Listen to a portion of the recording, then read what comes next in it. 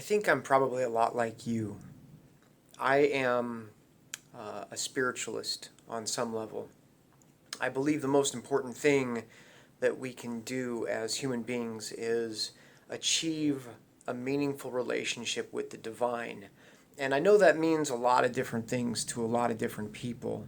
And that's okay. I think it's okay that we leave it kind of ambiguous because it's better that we have a dialogue where we um, address the things that we have in common first, where we touch on the common ground of the things that are most important, the fundamental principles of consciousness and of existence and of life. And then if we work on that common ground, then we are less at risk of becoming divisive and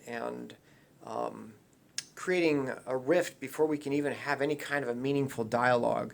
And so I'd like to kind of set aside my personal dogma, my personal ideologies, maybe my personal biases and prejudices about religion and about spirituality, and engage in a conversation with people who really want to have a talk about what works for them and what works for me. I'm very blessed in my spiritual development to be on a path where I am very close to my God, right? And I say my God not to be exclusive, but because again, what you think of God may be slightly different than what I think of God, and I think that's okay.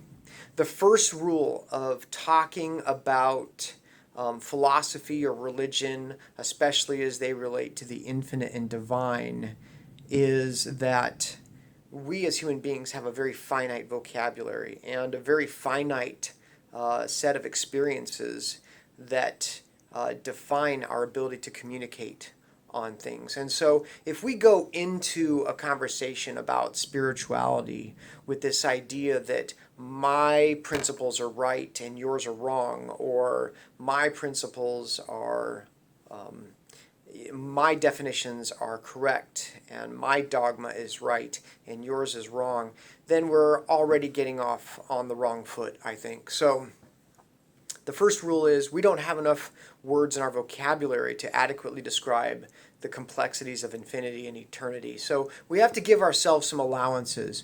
I think it's a good idea to define our terms before we get started. And then if you don't agree with my definition, that's okay. That's totally fine. But at least you know what I mean when I say God, right?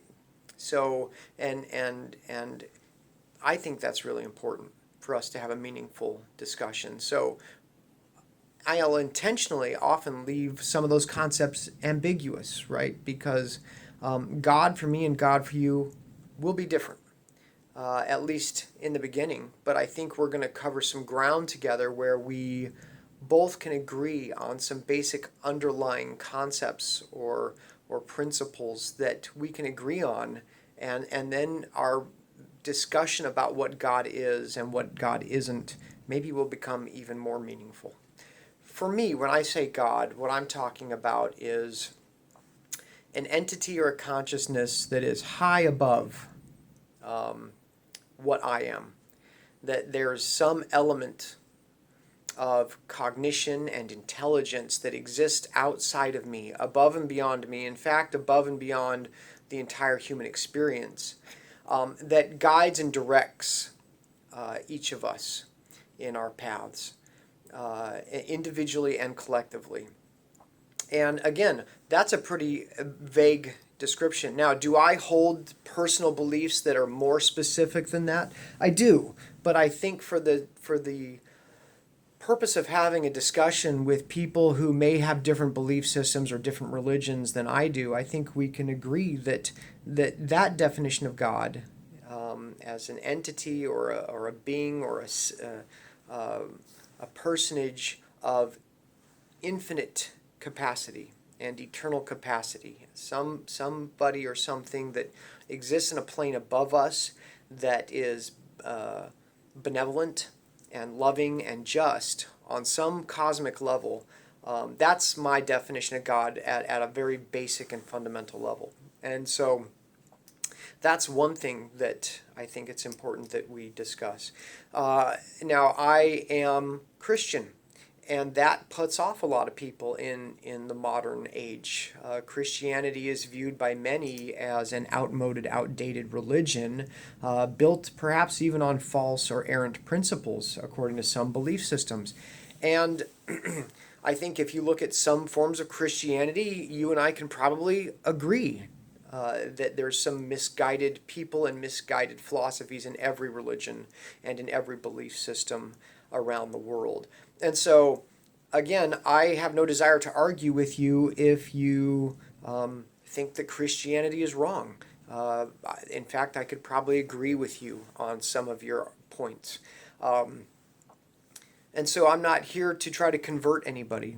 And when I say I'm a Christian, that's not to say that if you are not a Christian, that you're somehow condemned for an eternity of hellfire and brimstone. That's not the kind of God I believe in.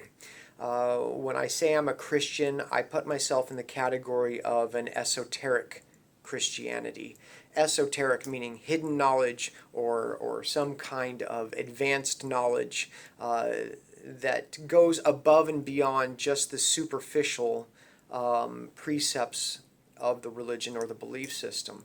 Now, just like within any religion, there are many flavors of Christianity, and they all vary from sect to sect.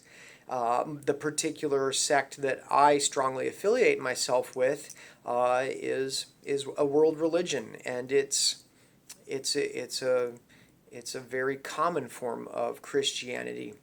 And yet, even within the scope of Christians, there are many Christians who reject my particular brand of Christianity as something that's, somehow wrong or defiled or whatever. Again, if we're going to have a really intelligent and meaningful discussion with each other, we need to set aside our differences in the beginning and say, okay, we acknowledge that we have differences of opinion and differences of application, but what core beliefs do we hold together? So I'm really about bridging the gap between belief systems and people so that people from different religions and different spiritual persuasions can have productive and meaningful dialogues and conversations and growth together.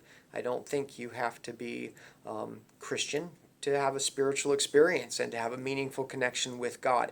I don't think you need to be Muslim to do that. I don't think you need to be Buddhist to do that. I don't think you need to be Hindu to do that.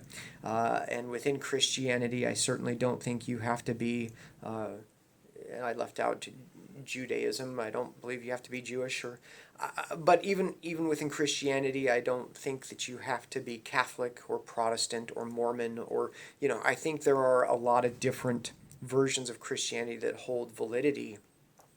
And I think that we can have a discussion with each other about these things without hostility.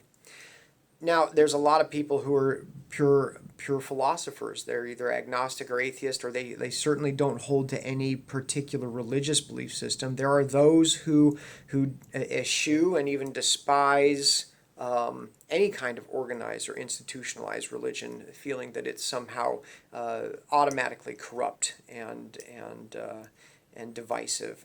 And again, I can't argue with you on a lot of those points. If you hold that perspective that organized religion is inherently bad, you've got a great argument historically. You can look at that and say that, and I'll probably nod and agree with you in a lot of those discussion points. On the other hand, I'm the kind of person who doesn't like to throw out the baby with the proverbial bathwater.